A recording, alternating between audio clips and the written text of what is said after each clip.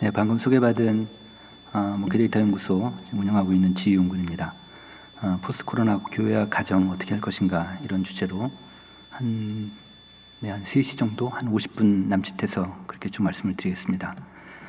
먼저 저희 연구소 잠깐 설명을 드리면요. 더 나은 정보가 더 나은 세상을 만든다 이런 모토로 2019년 1월 달에 설립을 했습니다. 저는 학교를 졸업하고 저는 사회학과를 졸업했는데요.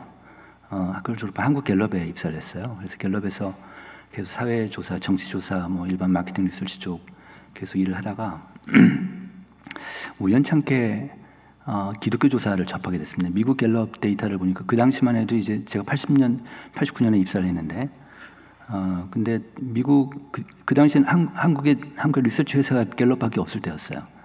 근데 미국 갤럽 거를 보니까 미국의 기독교 조사 통계가 어마어마하게 많이 있는 거예요. 근데 한국은 전혀 이제 그런 게 없었으니까 이런 세계가 있구나. 기독교에서도 이런 데이터가 나올 수 있구나. 이렇게 하면서 제가 미국 갤럽 걸 보면서 계속 기독교 조사 통계 쪽을 좀 관심을 갖게 됐죠. 그러면서 이제 미국의 바너라고 있는데 그 바너 인스티튜트라든지 그다음에 그 라이프웨이라든지 그다음에 미국의 퓨 리서치라고도 있습니다. 그런 데이터들 보면서 이게 한국에도 이런 데이터가 목회자들한테 제공이 되면 참 좋겠다 이런 생각을 하게 돼서 2019년 1월 달에 설립을 하게 됐습니다. 정치 중립, 가치 중립의 공정한 팩트 탱크 라고 생각하고 일단 시작을 했습니다. 매주마다 저희 보고서가 나오고 있는데 혹시 아마 그 보시는 분들이고 또 안 보시는 분들 있을 텐데 사회 통계하고 기독교 통계를 매주 금요일 날마다 보내드리고 있는데 지금은 이메일로 한 13,000여 명한테 보내드리고 있고 그 다음에 카톡으로 한 3,000명 정도 이렇게 보내드리고 있습니다. 그리고 2주에 한 번씩 CBS TV 교계 뉴스 시간에 저희 데이터가 발표되고 있습니다. 네. 혹시 필요하시면 카톡에 검색어로 그냥 목회 데이터 연구소 치셔서 바로 이제 그 채널 추가하시면 되고요. 아니면은 저희 홈페이지 들어오셔서 구독 신청하면 이메일로 바로 나갑니다. 네. 네, 다 무료니까 그냥 보시면 됩니다. 네. 자, 먼저 코로나 시대에 물론 이제 코로나 전부터 계속 진행이 돼 왔는데 지금 이제 우리가 이제 그 주일학교 문제를 되게 심각한 상황이니까 그런 측면에서 보면은 이 한국 교회에 직접적으로 영향을 끼치는 정말 임팩트가 강한 그런 외부 영향 요인들이 있잖아요. 그 중에서 몇 개를 갖고 왔는데 그 중에 하나가 이제 인구 문제인데요. 여러분들 다 아시겠지만 인구 문제를 제가 정리해서 좀 말씀을 드리겠습니다. 저출산 문제입니다. 우리나라가 지금 전 세계에서 유엔의 가입국 198개국 중에서 우리나라가 출산율이 꼴찌예요. 근데 지금 어느 정도냐면 맨 위에 보시면은 작년에 0.84명까지 떨어져 있어요. 그러니까 한 명의 여성이 평생 동안 낳을 수 있는 아이의 수가 합계 출산율인데 그 출산율이 지금 한 명이 안 되는 거죠. 근데 서울 같으면은 0.64명 더 떨어져요.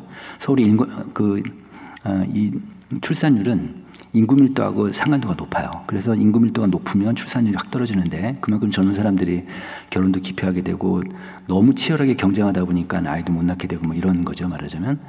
근데 지금 근데 OECD 평균 출산율이 1.68명이에요. 그러니까 우리보다 한 2배가 딱 높습니다. 그러니까 한국이 지금 저출산 이 문제 걸려 있는데 오른쪽 표 보시면은 2019년도에 출생아 수가 30만 명이 드디어 깨졌어요. 그래서 2020년 작년에는 27만 명까지 떨어졌고 지금 올해는 한 24만 명, 25만 명까지 떨어질 거라고 보고 있습니다. 네. 그리고 위에 맨 아랫줄 보십시오. 지금 현재 우리나라 미혼 여성 30대 후반 여성 같은 경우 결혼 안 하겠다가 절반이 넘어요. 53%가 결혼 안 하겠대요. 네, 이런 상태라고 또 20, 30대 여성 중에서 앞으로 나 아이 가질 생각 없어. 결혼했든 안 했든 이 사람들은 61%입니다. 그러니까 점점 더 지금 출산율이 좀 어려운 상태입니다. 네. 그 다음에 이제 고령화 문제인데요. 가운데 쭉 표에서 가운데 2020년 데이터 보십시오. 맨 위에 진한 파란색이 65세 이상 인구 비율이에요. 우리나라 65세 이상 인구 비율이 16% 정도 되고 2020년에 그 다음에 아래 0세부터 14세까지가 12%니까 2010년에는 유소년 인구가 더 많았어요, 우리나라에. 근데 지금은 고령층 65세 이상 고령층 인구가 더 많아지죠. 2050년 같은 경우 보면은 앞으로 이제 다음 세대 딱 30년 뒤에 보면은 우리나라 65세 이상 고령층의 40%까지 올라가요.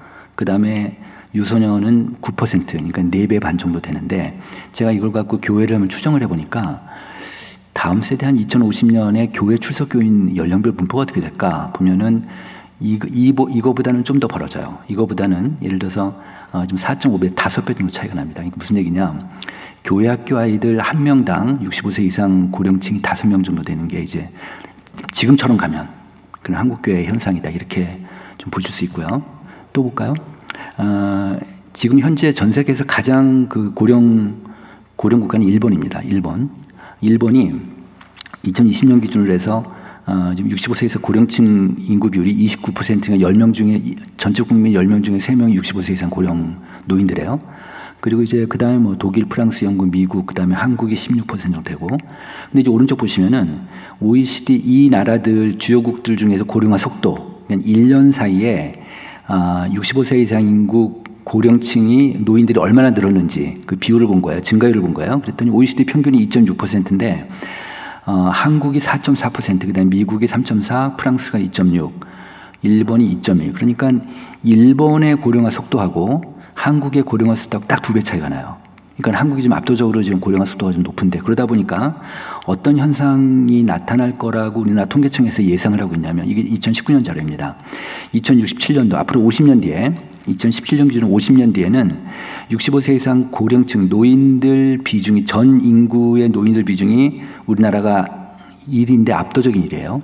그게 46.5%니까 우리나라 이때쯤 되면, 앞으로 50년 되면은, 50년 후에 되면은 우리 전체 국민 2명 중에 1명이 노인인 나라가 됩니다. 네, 그래서 가장 늙은 국가가 되는데, 이 문제가 좀 여러 가지로 걸리겠죠. 다 걸리겠죠. 그러니까 예를 들어서 2명 중에 1명이 노인이니까 생산 가능 인구, 앞에서 얘기했던 여기 맨 오른쪽 보십시오. 2050년에 보면 가운데 51.3%가 생산 가능 인구인데, 이 사람들이 한 명이 벌어서 한 명이 벌어먹여야 되는, 부양해야 되는 그런 시대가 될 텐데, 그만큼 이제 복지가 되게 중요해질 것 같고, 하여튼 여러 가지 요인들이 있겠고, 또 이제 그 다음에는 노인들이 많아지니까는 이 얘기 뭐냐면 20, 30대 젊은 층들이 많이 없다는 얘기잖아요. 그러니까 이렇게 되니까 지방의 음미연적들이 공동화 현상이 되고 소멸적이 되고 이렇게 된다는 거죠. 그래서 이 문제가 있는데, 자, 우리나라가 지금 인구 감소가 아직은 안 되고 있습니다. 2019년부터 자연 인구 감소가 되고 있어요. 무슨 얘기냐면 사망자와 출생자가 있으면 사망자가 역전되는 데드 크로스, 그러니까 사망자가 출생자보다 역전되는 거가 2019년부터예요. 그런데 아직은 전체 인구가 줄지는 않고 있어요. 왜 그러냐면 외국인이 들어와서 그렇습니다. 외국인들이. 그게 지금 현재 외국인들이 한 5% 정도 돼요, 우리나라에. 근데 이 숫자가 점점 늘어날 거예요, 앞으로. 그런데 2028년부터는 통계청에서 예상하기로는 2028년부터 우리나라 전체 인구가 이제 감소가 됩니다. 그렇게 되는데 앞으로 100년 뒤에 우리나라 인구가 지금 추세로 가면 100년 뒤에는 71%가 감소가 된다. 이렇게 지금 올해 감사원에서 올해 7월 달에 발표를 했습니다. 네. 그다음에 또 하나 이제 이렇게 되다 보니까 지금 현재 서울 수도권에도 지방 사람들이 서울 수도권에 이주할 거 아니에요? 이주자의 70%가 20대들이에요. 20대들인데 20대들이 학교 올라오고 그다음에 직업까지로. 그러니까 지방에서는 직업이 어려우니까. 그것 때문에 다 지방의 공동화 현상이 나타나게 되는데, 그러다 보니까 왼쪽 보십시오. 이제 소멸 위험 지역이라고 그래서 이게 무슨 뜻이냐면, 소멸 위험 지역, 한 지역에서 65세 이상 고령층 10명당 20, 30대 여성이 5명 미만인 경우, 그러니까 노인이 2명이면은 아이를 낳을 수 있는 20, 30대 여성이 1명 미만인 거예요. 그러니까 그만큼 이제 인구가 늘질 않겠죠. 노인들만 늘고 이러다 보니까 이게 결국 이제 소멸 위험성이 높아지는 그런 지역인데, 이게 현재 지금 우리나라에 지금 시군구가 228개가 있습니다. 228개 중에서 105개, 총 46% 정도가 소멸 위험 지역 가운데 있는 거예요, 우리나라가. 그러니까 지금 지방의 음면 지역 같으면 특히인데 음면지역에 다 교회들이 다 들어가 있잖아요, 그죠? 그러다 보니까 이 문제가 지금 교회까지 지금 위험성까지 이렇게 되는 거죠, 말하자면. 네, 그 다음에 이제 인구 문제 좀 말씀드렸고, 자, 그 다음에 이제 교회 얘기를 하겠습니다. 코로나 이후에 이제 교회가 좀 어떻게 변하는지, 예를 들어서 개신교인들의 생각이 어떻게 변하고, 그 다음에 목회자들의 생각이 어떻게, 저희 연구소에서 작년부터 지금까지 4번에 걸쳐서 개신교인들 추적 조사를 했어요. 그다음에 목회자들 2번 추적 조사했는데 그거를 좀 쭉 이렇게 요약 정리해서 한번 설명을 드리겠습니다.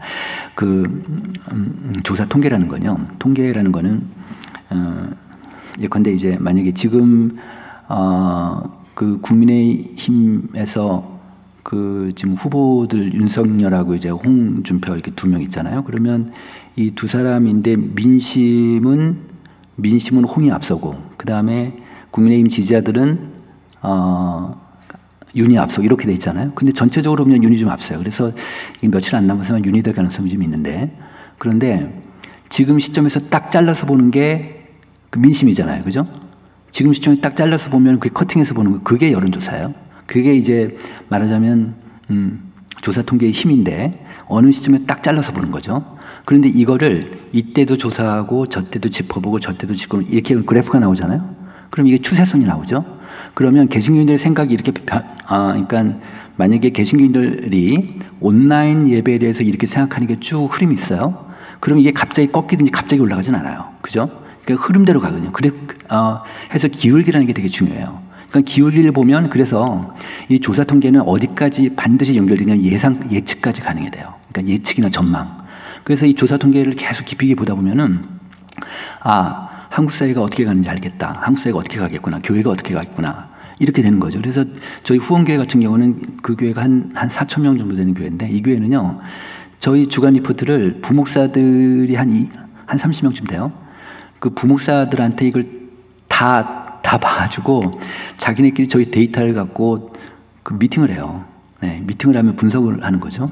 그래서 그렇게 하는 교회도 있어요. 네, 그래서 지금 시대 흐름이 어떻게 바뀌는지 이제 계속 보면서 목회 전략 하시는 거죠, 말하자면. 자, 이제 교회 볼게요. 자, 이건 뭐냐면 목사님들한테 물었어요. 목사님들한테 작년 11월 달하고 그 다음에 올해 6월 달 2번에 걸쳐서 추적해 본 거예요. 목회자들한테 우리나라 전국의 지역별로 교회 사이즈별로 목회자 연령별로 골고루 랜덤 샘플링을 했어요. 그래서 뽑은 겁니다. 코로나 전을 목사님 사역을 100으로 봤을 때 지금 얼마나 됩니까? 이렇게 물었어요. 그랬더니 헌금은 그 지난 푸른 세계 올해 6월 달 거 기준으로 볼게요. 76%였어요. 그러니까 100에서 한 76으로 줄었고, 그 다음에 어른 예배, 작년 예배는 현장 예배하고 온라인 예배까지 포함했을 때 한 70%. 그러니까 목사님들 딱 봤을 때 30%는 안 들어오는 거예요. 말하자면 현장도 안 오고 온라인도 안 들어오고. 그 다음에 주일학교 같은 경우가 42%. 근데 이게 좀 심각한데 지금 어른 예배 많이 차이 나죠, 그죠? 그 어른 예배는 하더라도 주일학교는 안 하는 교회들이 꽤 있으니까. 주일학교가 지금 예전에 100이었을 때 지금 42%니까 58%의 아이들이 없어졌어요, 지금. 네. 이게 지금 가장 심각한 문제입니다. 근데 얘네들이 지금 이 주일학교 아이들 다음 세대를 좀 이어갈 아이들인데 지금 58%가 지금 어쨌든 교회 권역에서 없어진 거란 말이에요. 이거를 지금 누가 커버해야 되느냐? 결국 가정이잖아요. 그죠? 결국 교회가 못하면 가정밖에 없으니까. 그래서 가정사역이 되게 중요해질 텐데 이제 그런 얘기를 좀 오늘 이따 좀 해보고요. 그 다음에 지역사회 구제봉사가 37, 전도 선교가 27, 그다음에 제자훈련이나 성경공부가 21, 소그룹이 19 이렇게 거의 코로나 전에 한 100이었을 때 지금 한 20-30% 정도. 저는 작년 11월 달하고 6월 달하고 똑같이 서울 수도권 같으면 10% 제한이었거든요. 그래서 좀 같은 조건이고 좀 약간 루틴해졌으니까 좀 6월 달에 좀 오를 거라고 생각했어요. 근데 그렇지는 않았습니다. 네. 거의 좀 약간씩 더 떨어졌죠, 말하자면. 그러니까 성경 공부도 약간 떨어지고 그다음에 소그룹도 약간 더 떨어져요. 네, 그런 게 나오고 그다음에 이제 교인들한테 물었습니다. 코로나 상황에서 신앙생활이 가장 어려운 점이 무엇입니까? 이제 교회 못 가는. 이제는 너무 가고 싶은 거예요, 교회를. 교회 못 가고 싶은 거 이제 작년 7월 달에는 18%였는데 올해 6월 때 1년 사이에 한 34%로 한 2배 가까이 올랐죠. 그러니까 교회 못 가는 게 너무너무 힘든 교인들이 있잖아요. 그래서 가장 신앙생활이 어렵다. 교제 성도 간 만나지 못하는 거 이런 응답들이 나왔습니다. 그다음에 이제 자, 이거는 제가 이제 이 데이터를 분석하면서 그동안 쭉 보면서 이 문제가 좀 있어요. 이 문제가 뭐냐면 신앙이 약화되는 거예요. 신앙이 약화되는 거. 그러니까 무슨 얘기냐? 귀하는 코로나 전하고 지금하고 비교했을 때 귀하의 신앙이 어떻게 변했습니까? 라고 물었어요. 그랬더니 그랬더니 이게 작년 12월 달에 일반 성도 대상을 했고, 그 다음에 또 6월 달에 일반 성도 대상을 한 거예요. 근데 약해진 것 같다. 빨간색 보십시오. 올해 6월 달 건 30%가 약해졌다고 응답을 했어요. 전체 개신교 중에.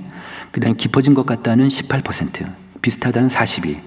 그러니까 깊은 거하고, 그러니까 강해진 거하고 약해진 거하고 두 개를 비교해 보면 약해진 거가 더 높잖아요. 그러니까 전체적으로 보면 한국 개신교의 신앙 수준이 떨어졌어요. 그죠? 이거는 굉장한 사인이에요, 사실은. 근데 여기 보시면 작년 12월 달에 신앙이 약해졌다가 26%, 왼쪽에 26%였는데 올해 6월 달 딱 6개월 만에 26에서 30으로 또 올랐어요. 그러니까 전 이 데이터를 보면서 어떤 생각이 들었냐면 야, 이거 코로나 오래 가면 이거 한국 교회 망가지겠구나. 사람들 신앙이 다 떨어지니까. 그냥 교회 잘 못 나오고 온라인 편하니까 온라인 예배 드리다가 어느 날은 뭐 온라인 예배 드리다가 또 안 드릴 때도 있고 어디 놀러 갈 때도 있고 뭐 이러다 보면은 그러다 가난한 교인 되는 거 아니겠어요? 지금 현재 유럽이요. 유럽이 지금 현재 가장 최근 데이터가 유럽의 전체 크리스찬 비율이 70%예요. 유럽의 전체 크리스찬 70%인데 그 중에 가난한 성도가 69%예요. 아, 그 정도로 유럽은 가난한 성도 비율이 높아요. 그러다 보니까 다 교회가 다 빈 예배당밖에 안 남죠, 말하자면. 지금 만약에 코로나가 계속되면 한국교회도 이럴 수 있는 거죠, 말하자면. 그죠? 그래서 이런 것들이 우리한테 쌓이니까 이걸 이제 우리가 어떻게 준비해야 되는가 하면 어쨌든 전체적으로 한국교회라는 전체 한 덩어리로 봤을 때 신앙 수준이 떨어졌다. 이거는 분명합니다. 그죠? 네. 그런데 이게 또 이제 어른들 그룹이 있고 그 다음에 중고생 청소년들 그룹이 있고 청년들 그룹이 있어요. 이 세 그룹을 갖고 똑같이 신앙이 약해졌는지 깊어졌는지 물어봤더니 어른 같은 경우는 이거 교회 출석자 기준입니다. 어른 같은 경우는 약해졌다가 27, 깊어진 것 같다가 22. 그러니까 약해진 거에 더 높아요. 그죠? 근데 중고생들은 약해진 것 같다가 35. 그 다음에 깊어진 것 같다가 16. 2배 차이가 나요. 2배 이상 차이가 나죠. 그러니까 어른보다는 중고생 청소년들이 훨씬 더 신앙이 더 약해졌어요. 그죠? 그런데 청년들 볼까요? 기독 청년들. 이게 다 지금 올해 조사한 겁니다. 올해 조사했는데 기독 청년들은 신앙이 약해졌다가 중고생보다 더 높아졌어요. 38%. 깊어진 것 같다가 13. 더 떨어지죠? 기독 청년들은 3배가 높아요. 3배가 더 약해졌다고 그래요. 그러니까 이 세 그룹, 어른하고 그 다음에 청년들하고 중고생들 똑같이 교회 다니는 사람들인데, 교회 출석자들인데 보면은 청년들이 제일 신앙이 약해졌어요. 왜 그럴까요?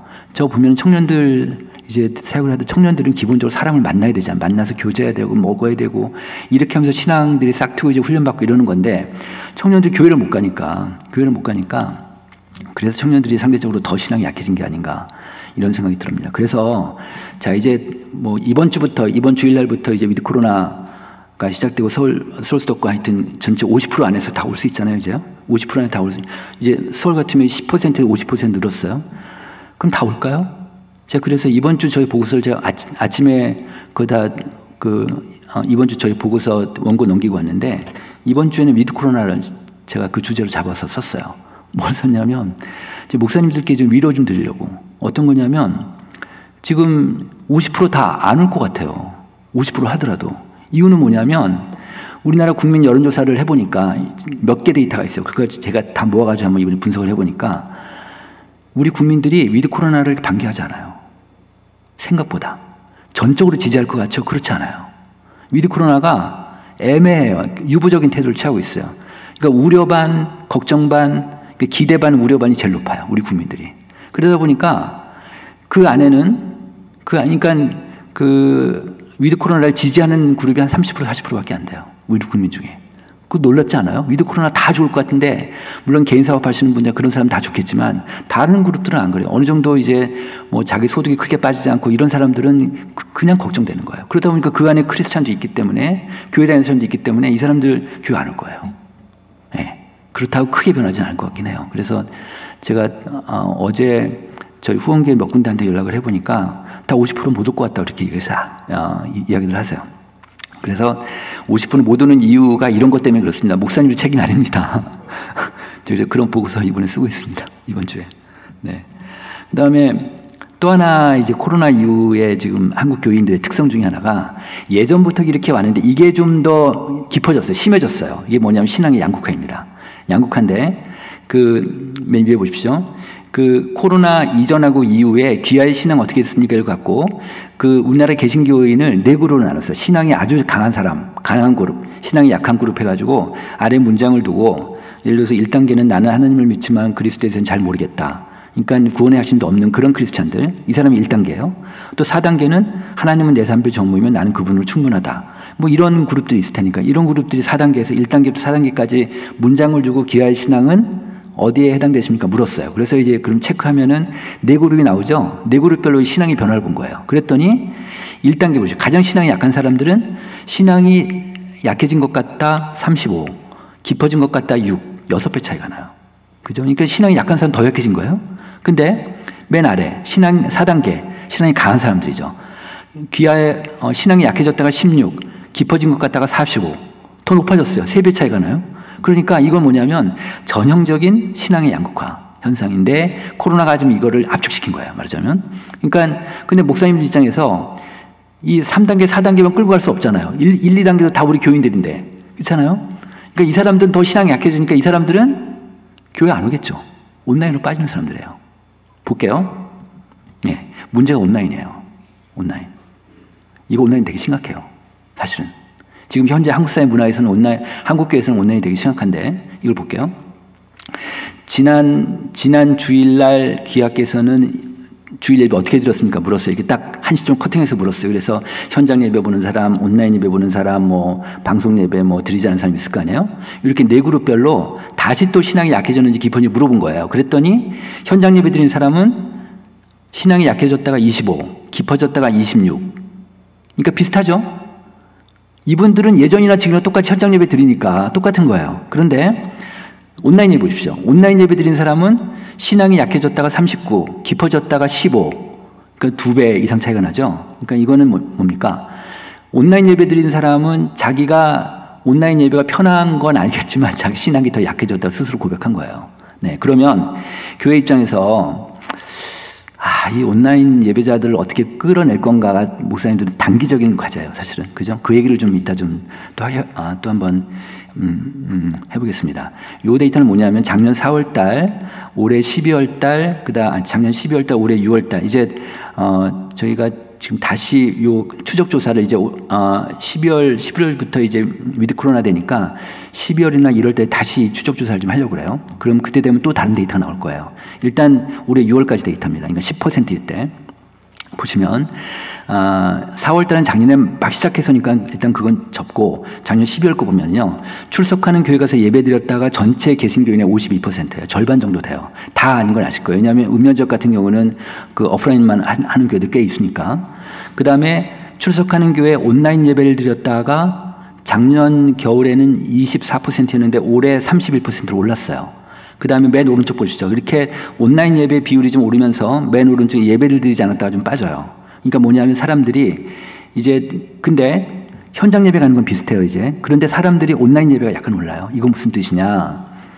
온라인 예배가 이제 어느 정도 안정화됐다는 얘기예요. 네, 그죠?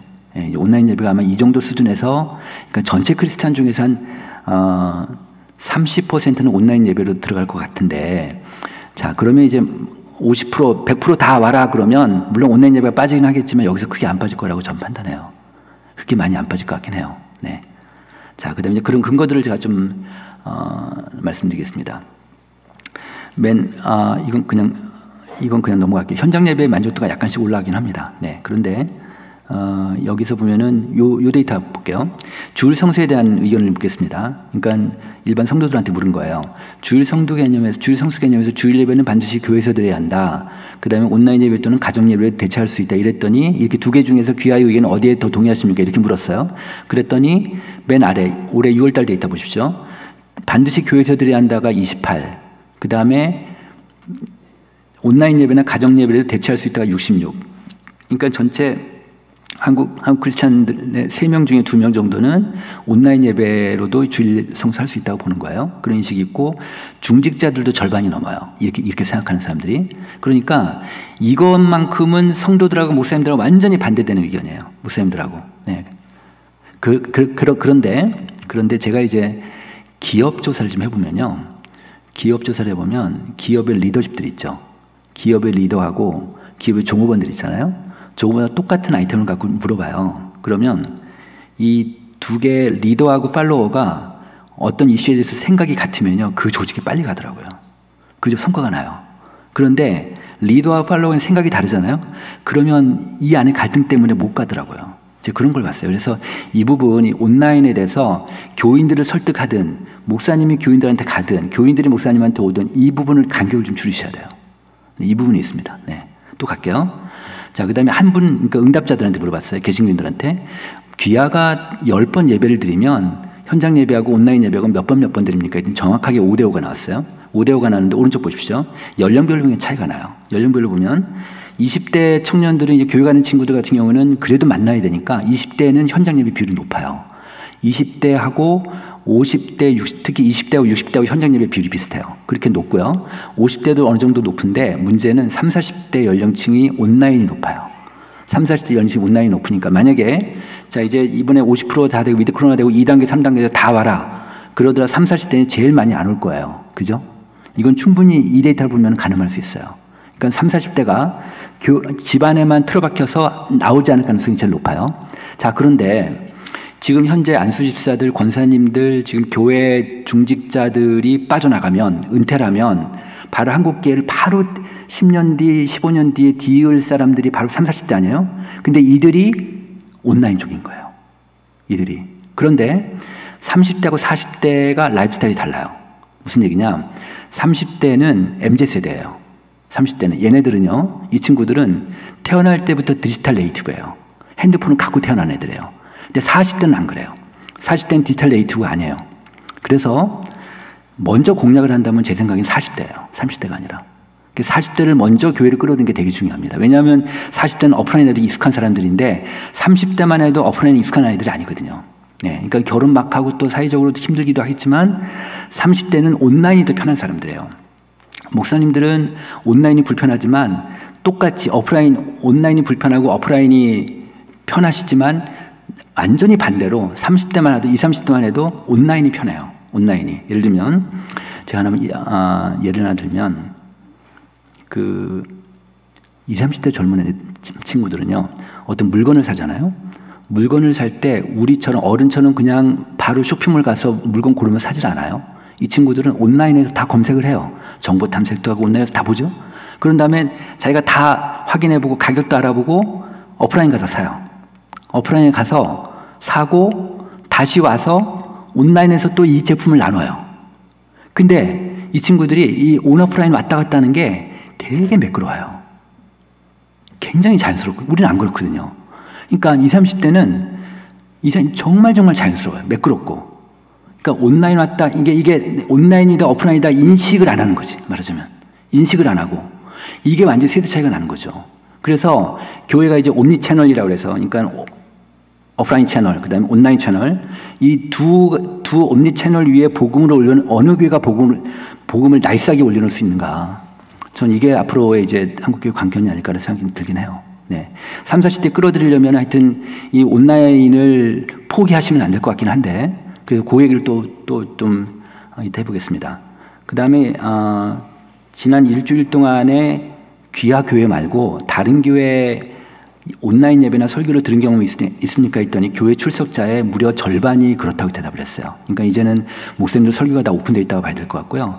근데 가난 성도 같으면은 작년 말에는 21%였는데 가난 성도 같으면은 지난 일주간, 지난 한 주일 동안에 자기가 교회는 안 나가지만 교회 어느 사이트에 들어가서 목사님 설교 들은 비율이 36%나 돼요. 그래서 이 온라인 시대가 열리면서 가난 성도들을 좀 더 교회를 끌어들일 수 있는 그런 기회는 많이 제공이 된 것 같습니다. 또 볼게요. 자, 그 다음에 온라인 예배, 지난주에 이제 현장 예배 드린 사람들하고 온라인 예배 드린 사람들하고 물어봤어요. 그 예배 때 만족하셨습니까? 물었어요. 그랬더니 매우 만족이라는 측면에서 보면은, 그러니까 옅은 파란색입니다. 현장 예배가 46, 그 다음에 온라인 예배 27. 확실히 만족의 강도로 보면 현장 예배가 훨씬 높아요. 그죠? 현장 예배가 높아요. 그런데 약간 만족이라는 걸 같이 넣어버리면, 매우하고 약간 만족을 넣어버리면 현장 예배가 89고 온라인 예배가 83이에요. 그러니까 저희 조사 전문가들이 만족도라고 표현할 때, 언론에서 보도되는 만족도라고 표현할 때는 매우 더하기 약간 만족을 갖고 합니다.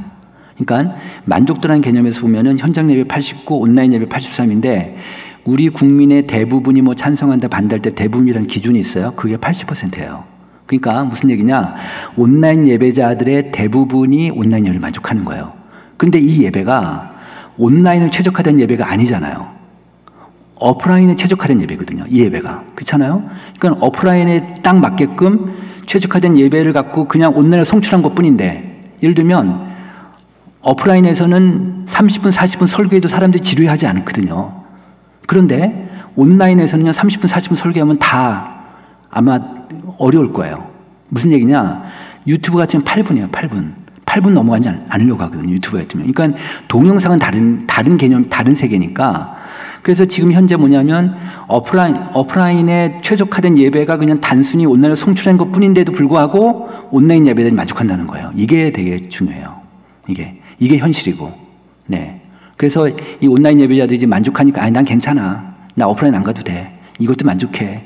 이렇게 지금 인식들 하고 있다는 거죠. 그래서 여기 보시면은, 실시간으로 온라인 예배자들한테 물어봤더니, 온라인 예배자들이 실시간으로 드린 비율이 한 85, 처음부터 끝까지 드렸다가 77, 그 다음에 오른쪽 보시면은, 교회 예배 때처럼 찬양할 때 직접 찬양하고 기도할 때 기도했다가 58, 그냥 시청만 했다 42. 그러면요, 지금 온라인 예배자의 행태를 딱 보면 이제 그냥 시청만, 그냥 그 예배 때 하더라도 그냥 입 벌리지 않고 시청만 한 사람은 42%로 나왔는데, 그러면은 앞으로 이 42%가 줄어들까요? 안 그럴 거예요. 더 올라갈 거예요. 그죠? 현실은 그래요. 더 올라갈 텐데, 그러면 이 사람들, 온라인 예배자들이 앞으로 점점 더 많아질 거라는 건 우리가 트렌드로 가늠해 볼 수 있는데, 이 온라인 예배자들을 이 집에서 PC 그냥 바지말 바람에 그냥 졸린 눈을 뜨고 온라인 예배 드리는 사람들한테 은혜와 감동을 줄 수 있는 방법이 뭐냐? 이거는 진짜 어려운 숙제겠죠. 그래서 목사님들한테, 그러니까 예를 들어서 교회, 만약 기업이다, 만약 이마트다, 그러면은 이마트가 지금 온라인 매출이 계속적으로 올라와 있어요. 그렇지만 오프라인 매출이 더 많아요. 온라인 매출이 쭉 올라오는데, 그래서 어느 유통회사든지 간에 온라인 팀이 별도로 있어요. 그래서 온라인 고객들하고 오프라인 고객들은 완전히 라이프 스타일이 다르기 때문에 이 온라인 팀은 뭘 하냐면 온라인 고객들의 고객 성향 분석을 하는 거예요. 구매 행태 분석을 하고. 그래서 온라인 고객들한테 더 많이 물건을 팔아야 되니까, 그러니까 이 사람들은 물건에 눈으로 보지 않고도 막 온라인으로 구매하니까, 그래서 이 사람들한테 가장 좋은 제품이 뭐냐, 온라인용으로 제품을 만들기도 하고 이런단 말이에요. 그러니까 다시 얘기하면 목사님들도 중대교회에 해당할 수 있겠죠. 온라인 팀이 있으셔야, 온라인 사역팀이 있으실 거예요. 그래서 온라인 사역에 대해서 좀 더 우리 교인들 중에서 온라인에 조금 더 비중을 두려고 하는, 가끔은 현장 예배 나오겠지만 온라인을 선호하는 그룹이 도대체 누군지, 이 사람들의 라이프 스타일이 뭔지, 그 다음에 이 사람들이 도대체 영적인 니즈가 뭔지, 이런 걸 파악하고 분석해 보실 필요가 있다는 거죠. 그런 팀이 있으면 참 좋겠다, 이런 생각이 들었고요. 자, 그 다음에 또 볼게요. 목사님들한테 물었습니다. 목사님들한테 코로나 이후에 거의 나오지 않은 교인이 얼마나 됩니까? 예전에 잘 나오다 그랬더니 작년 말에는 18%인데 올해 6월달은 20% 약간 올랐어요. 그러니까 교인 5명 중에 1명은 아예 안 보이는 거죠, 지금. 네, 그런 상태고, 그 다음에 개신교인들한테 물었습니다. 코로나 끝난 다음에 예전처럼 현장 예배, 코로나 끝난 다음에 주일 예배 어떻게 하실래요? 물어봤더니 예전과 동일하게 교회에 출석해서 예배 드리겠다가 78, 그 다음에 온라인으로 빠지겠다 5%, 그 다음 온오프라인 왔다 갔다 하겠다가 15% 이렇게 나왔어요. 그러면 저희들 같으면은 맨 왼쪽에 78% 나왔잖아요. 그 이 78%가 이 사람들한테 물어봐요. 그러면 예전과 동일하게 꼭 가시겠습니까? 아마 갈 것 같습니까? 그러면 꼭 가시겠다는 100%가 아니거든요. 그래서 여기다 가중치를 줘요, 저희는 보통. 가중치를 만약에 여기다 0.9만 주더라도 78 곱하기 0.9 하면 70%가 돼요. 그러니까 그러면은 또 볼게요. 여기 보시면 이건 목사님들한테 물었습니다. 목사님들한테 코로나 끝난 다음에 출석교인 수가 어떻게 될 것 같습니까? 했더니 작년 5월 달에 49%였는데 올해 6월 달에는 감사할 것 같다가 57% 늘었어요. 그러니까 전체적으로 한국교회 목회자들 중에 절반 넘게가 교인이 감사할 것 같다고 이렇게 예상하고 계시고요. 그 다음에 증가할 것 같다가 작년 5월 달에 5%였는데 올해 1년 사이에 16% 늘었어요. 큰 비율은 아니지만 어쨌든 3배가 늘었어요. 이게 되게 의미가 있습니다. 도대체 어떤 목사님들이길래 이런 이 와중에 이 엄중한 시기에 이렇게 교인 수가 는다고 할까? 그래서 제가 분석을 해봤어요. 그랬더니 이 16%가 어떤 사람들이냐면 교회 사이즈, 교회 규모는 상관이 없었어요. 교회 규모는 상관이 없었고 어디에 상관이 있었냐면 교회 연한이 짧은 교회, 교회 역사가 짧은 교회. 그 다음에 두 번째는 목사님 연령이 50대 초반 중반 이하 목사님들이었습니다. 그러니까 이것만 우리가 추론해 보면 좀 더 기동성이 있고 변화지향적인 그런 교회라고 볼 수는 있겠죠. 그런 교회들은 이제 지난 1년 동안에 우리 준비됐어. 우리 준비됐어. 이제 우리는 가는 거야. 우린 증가할 거야. 우리는 갈 수 있어.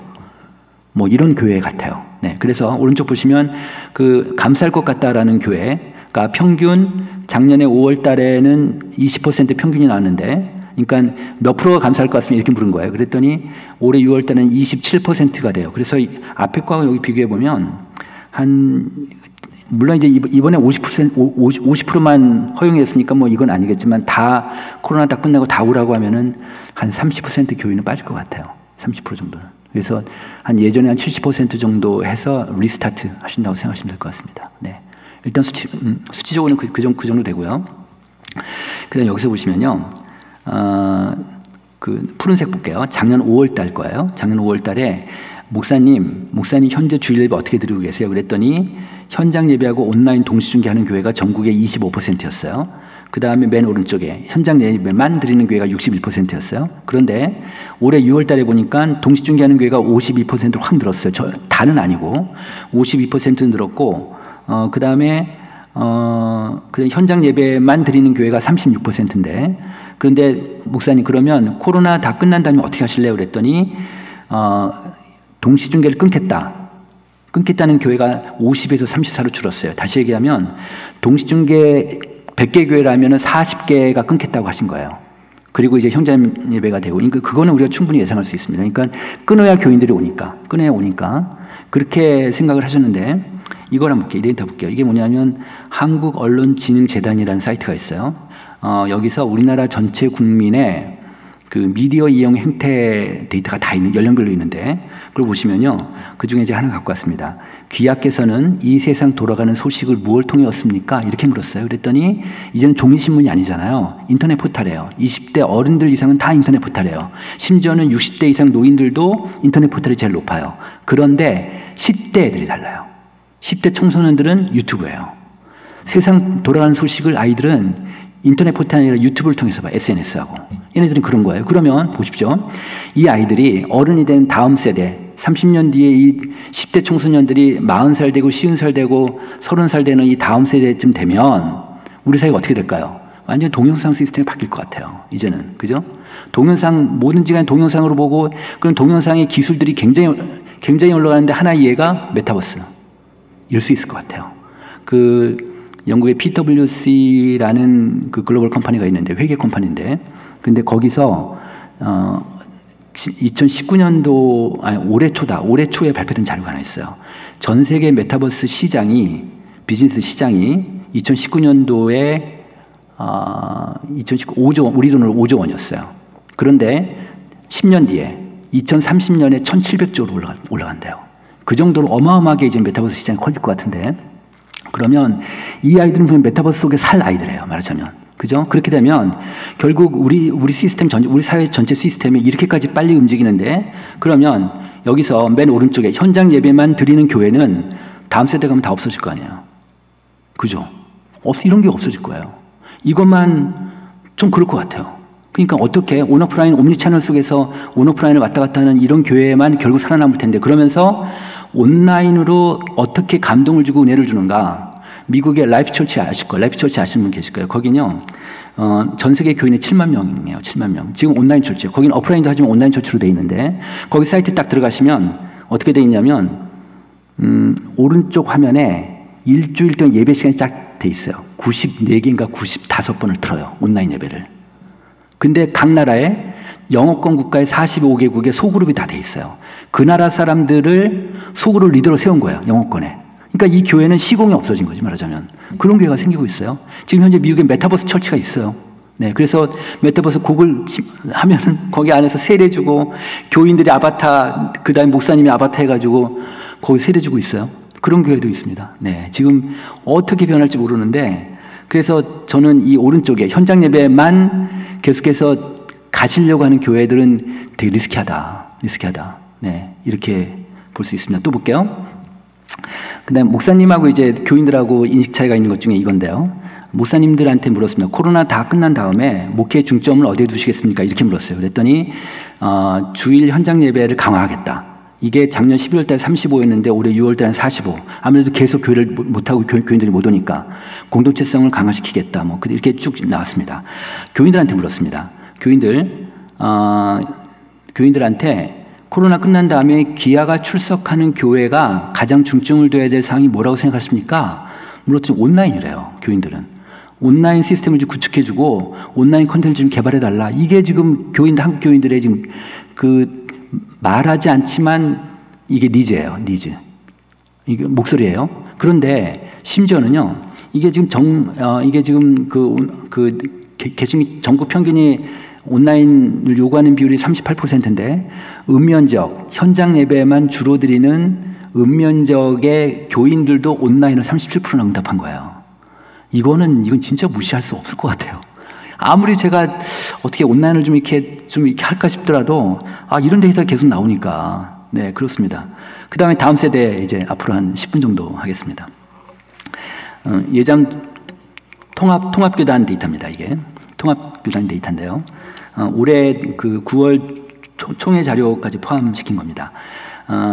어른들과 달리 교회학교의 통계치는 어느 정도 정확해요. 그걸 보면 교회학교가 2010년부터 주일학교죠. 2010년부터 20년까지 11년 동안에 이 교단의 감소율이 학생들 감소율이 42%예요. 그런데 교회 밖에 이 아이들 연령대의 일반 학령 인구가 26%나 감소됐어요.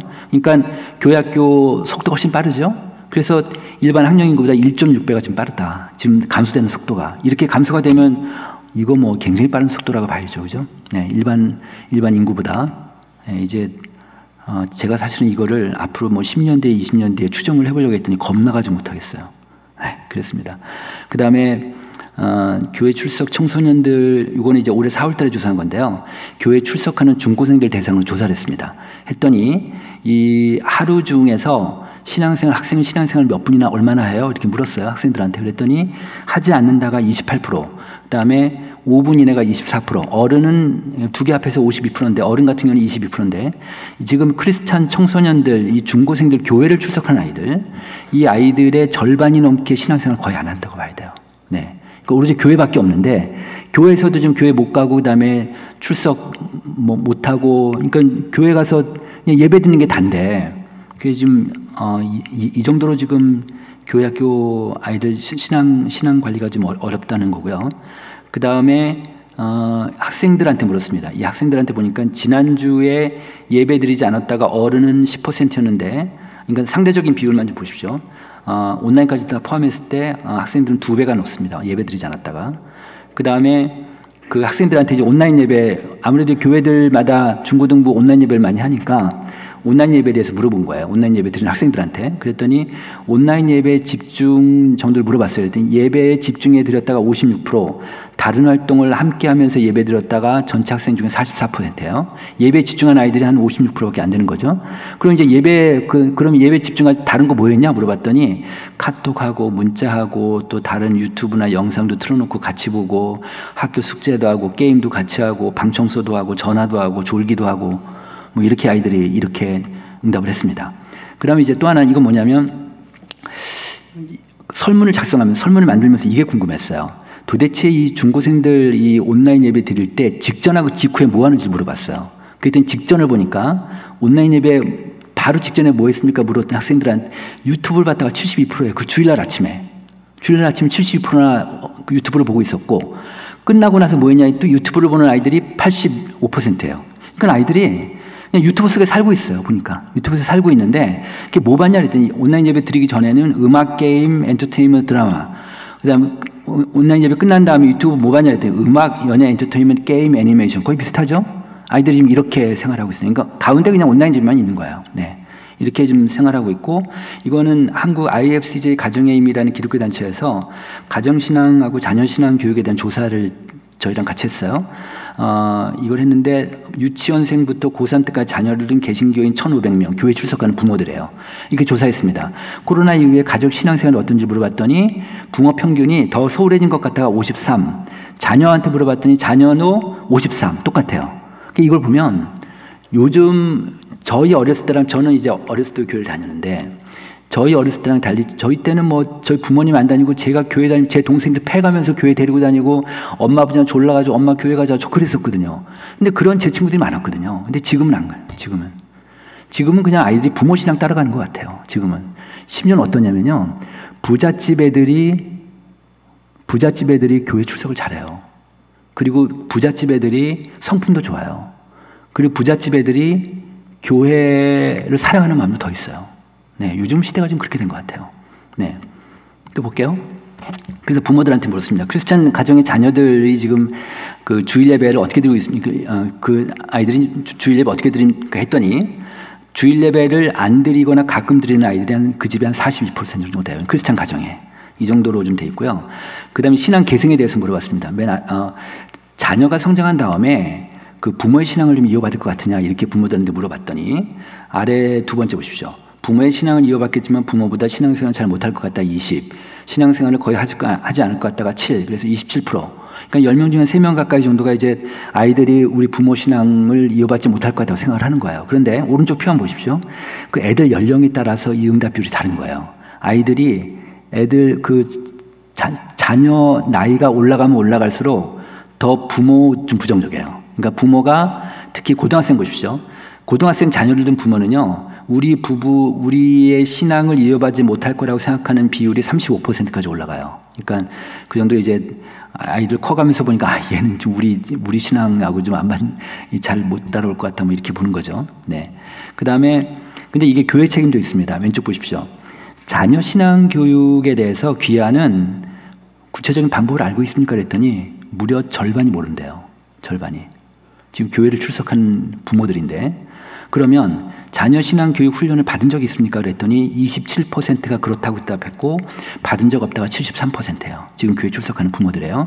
그래서 그러면 있다는 사람들한테 지금도 그 훈련 받은 거를 가정에서 실천하고 있습니까? 그랬더니 있다는 사람 중에 18%가 나왔어요. 그러면 전체 크리스찬 가정에 아이들이 있는 그 부모들 전체 5%만 지금 가정의 신앙 교육을 하고 있다고 보시면 됩니다. 네, 한 5% 정도.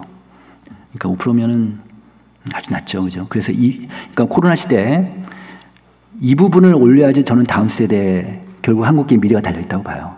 네, 이 부분을. 그런데 또 하나 있습니다. 그 교회 중고생들, 교회 출석하는 중고생들한테 귀하 학생은 어른이 되면은 교회를 계속 다닐 거예요? 물어봤어요. 그랬더니 안 다니겠다는 아이들이 한 30%, 36% 이렇게 나왔어요. 30%좀 넘어요, 아이들이. 한 70%는, 한 60몇 %는 계속 다닌다고 하고.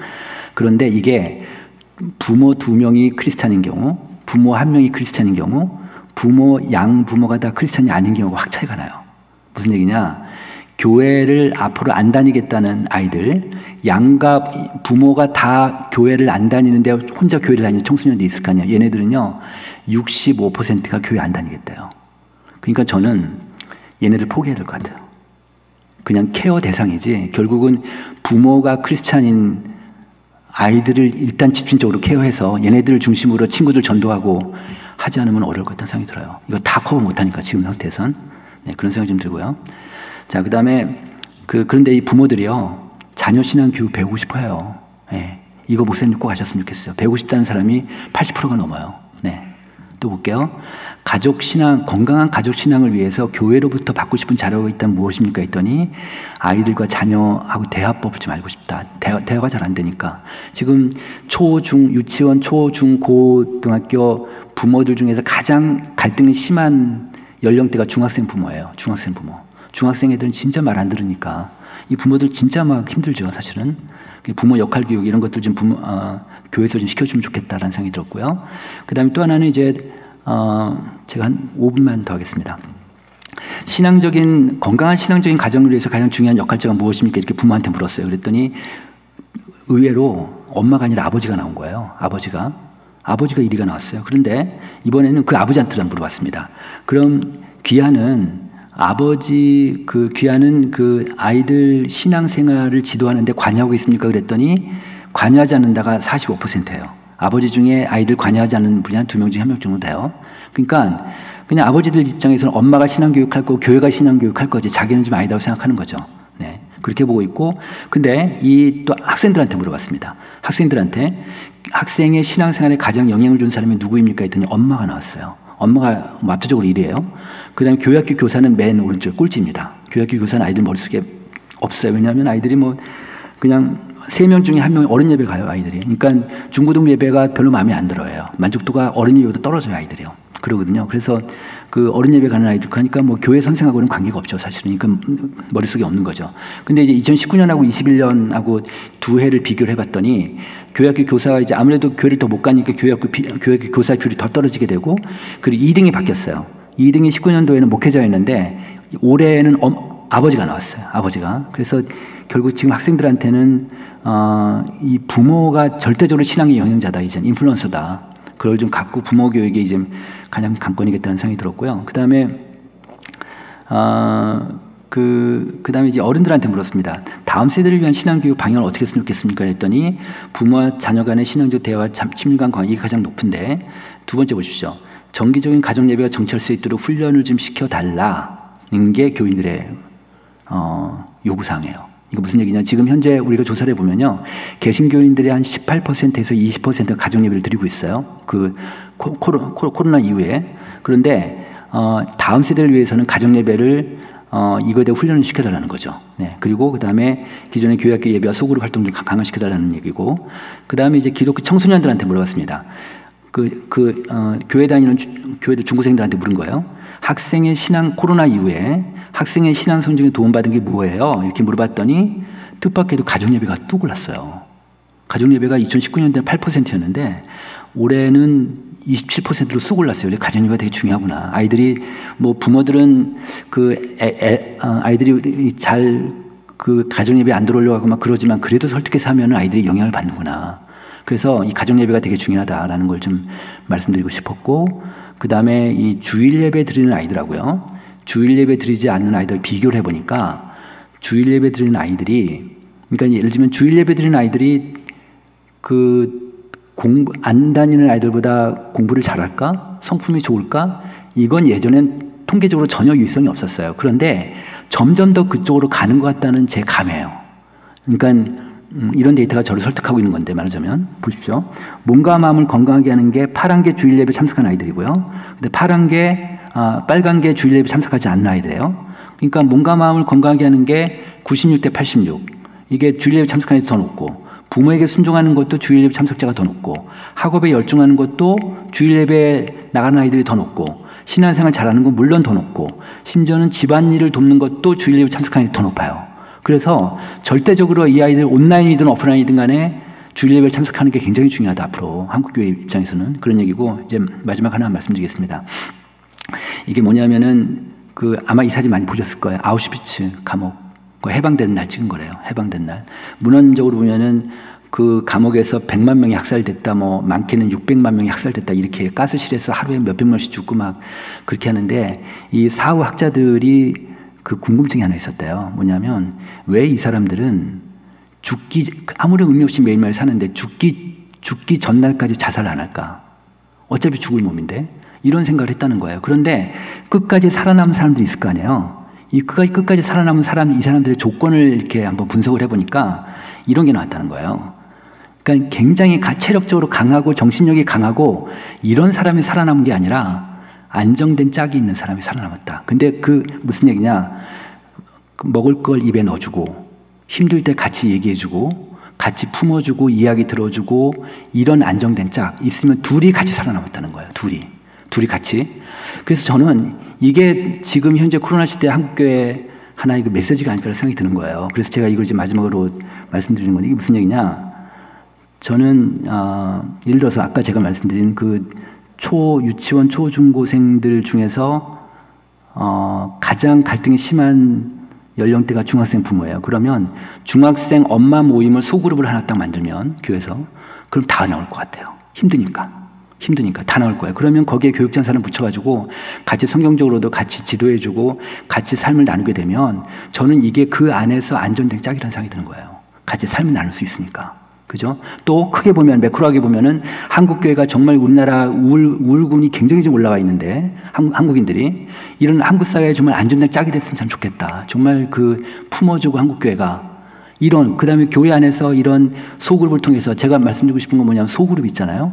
소그룹 하나 말씀드리면 소그룹 활동자고 아까 제가 말씀드렸던 그 가정조사에서 부모들한테 소그룹 귀하의 신앙적인 성장을 위해서 교회에서 소그룹 활동을 하십니까? 물었어요. 그랬더니 한 30%가 그렇다고 대답한 거예요. 70%는 아니에요. 두 그룹을 갖고 비교를 해봤더니 모든 신앙적인 지표가 소그룹 활동자가 제일 높은 거, 가장 높아요. 이번에 저희가 또 소그룹 활동자를 또 조사했어요. 조사했더니 교회 중직자, 그 다음에 남자 중직자, 여자 중직자, 일반 성도, 청년, 소그룹의 리더, 소그룹 정기적으로 활동하는 사람, 소그룹을 비정기적으로 활동하는 사람, 소그룹 비활동자, 이런 식으로 9개 그룹을 갖고 쫙 조사했더니요, 가장 신앙적인 지표가 높은 그룹이 누군지 아세요? 소그룹 리더였어요. 두 번째가 누구냐면 중직자가 아니라 소그룹 구성원들이었어요. 그 정도로 소그룹이 굉장히 뛰어난 그런 굉장한 그 모티베이션이 되더라고요. 그래서 이 소그룹을 만들어서 온라인 쪽에 빠지는 사람만 끌어낼 수만 있으면 그런 오프라인으로 오게 할 수 있을 거예요. 왜냐하면 소그룹 안에서는 삶을 나눌 수 있으니까. 그죠? 그래서 저는 이 코로나 시대에 가장 한국의 팁 중에 하나가 소그룹이 아닌가. 소그룹 안에서 이런 삶을 나눌 수 있는 그런 그룹만 만들어진다면 그러면 오프라인도 다시 살아나지 않을까, 이런 생각이 좀 들었습니다. 네, 고맙습니다. 네.